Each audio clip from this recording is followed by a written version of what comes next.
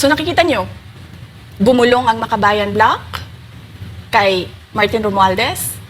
At dahil sa kagustuhan ni Martin Romualdez na hindi siya atakihin, at dahil sa gusto niyang suportahan ang Makabayan at ang NPA, nakinig siya. Ang susunod nun na halimbawa ko ay yung budget ng Office of the Vice President.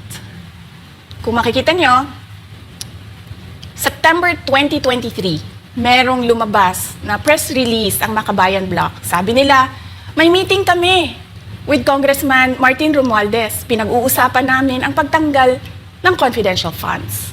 September yon.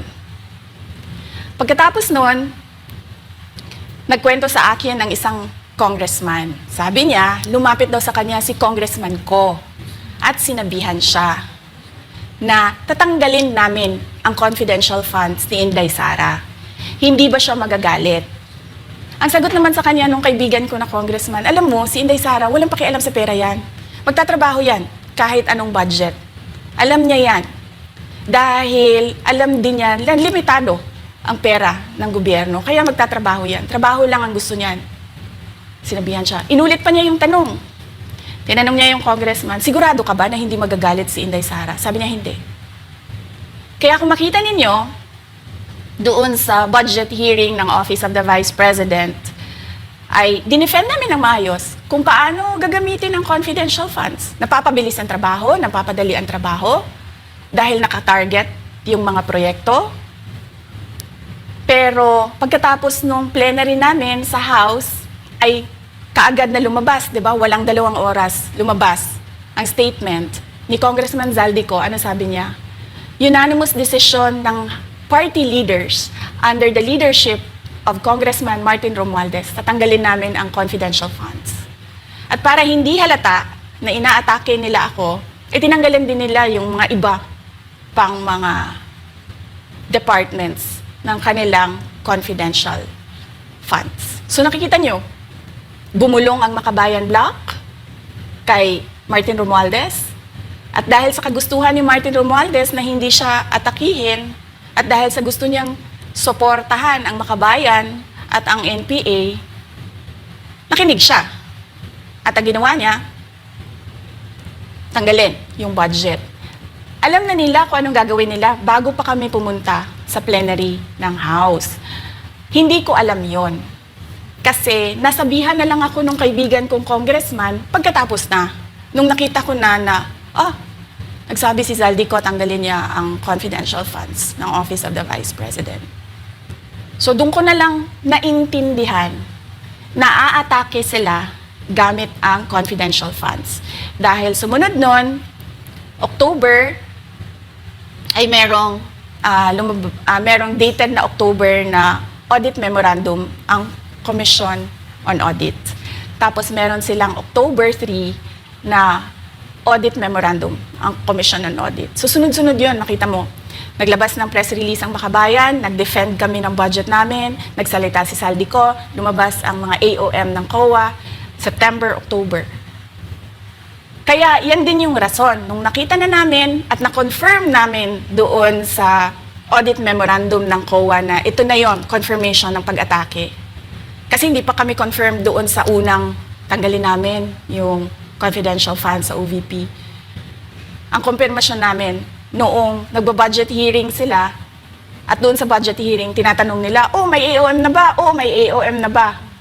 At nakita namin lumabas na. Yun yung confirmation namin na ito yung pag-atake. Kaya nung fourth quarter ng 2023, hindi na ginamit ng Office of the Vice President at ng Department of Education ang confidential funds.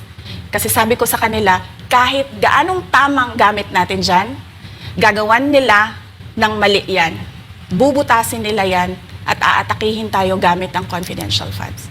At ang patutuon nito, kung makita ninyo, noong House hearing, noong August 27, 90% ng mga tanong, confidential funds.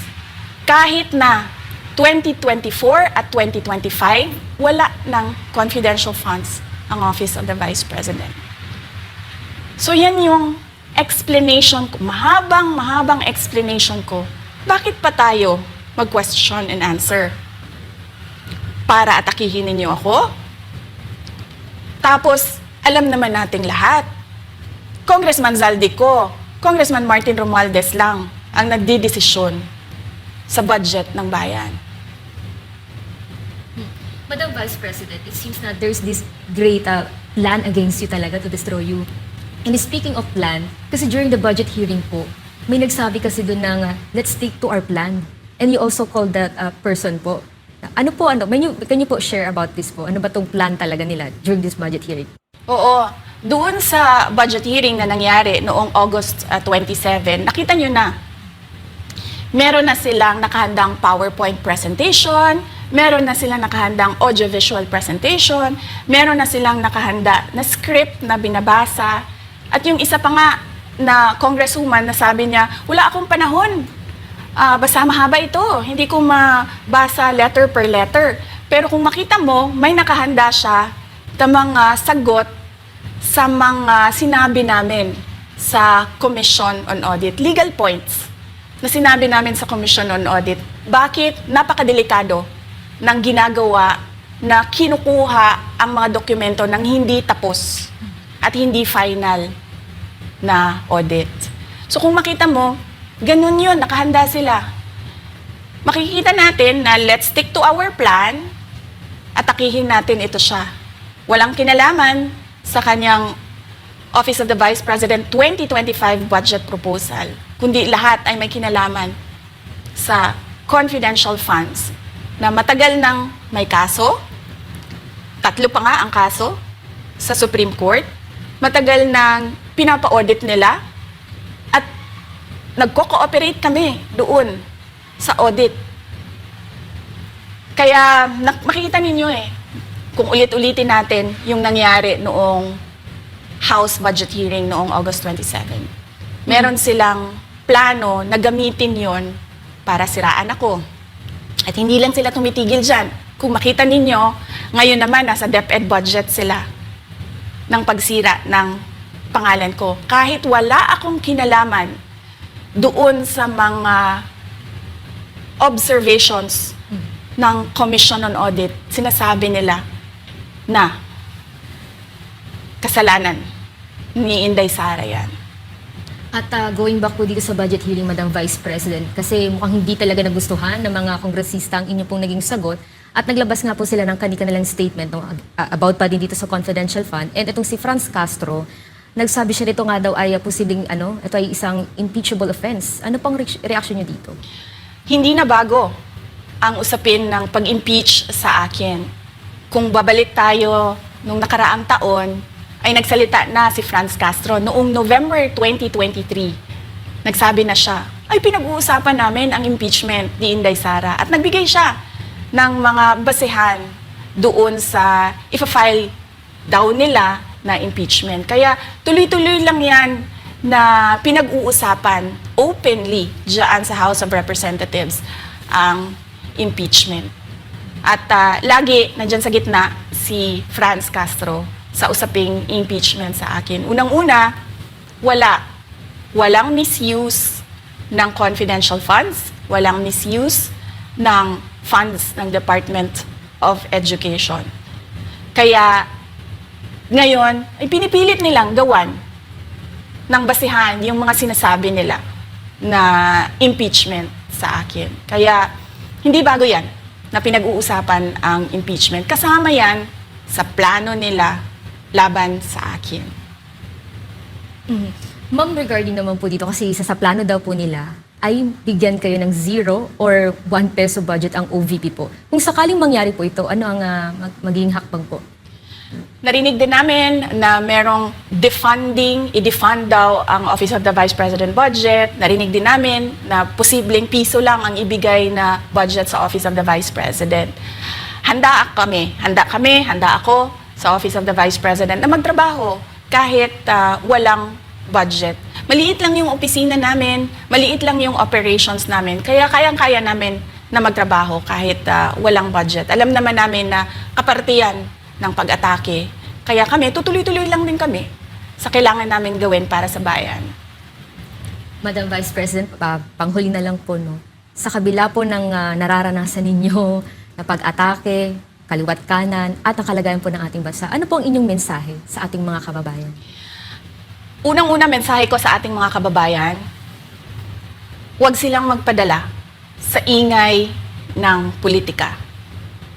Kung makikita natin sa kasaysayan, lagi talagang inaatake ang Vice President dahil siya yung tinitingnan ng mga tao na baka magiging sunod na presidente. So lahat ng mga gustong tumakbong presidente ay uunahin nila atakihin talaga ang Vice President. Kaya huwag sila magpadala sa ingay ng paninira at politika.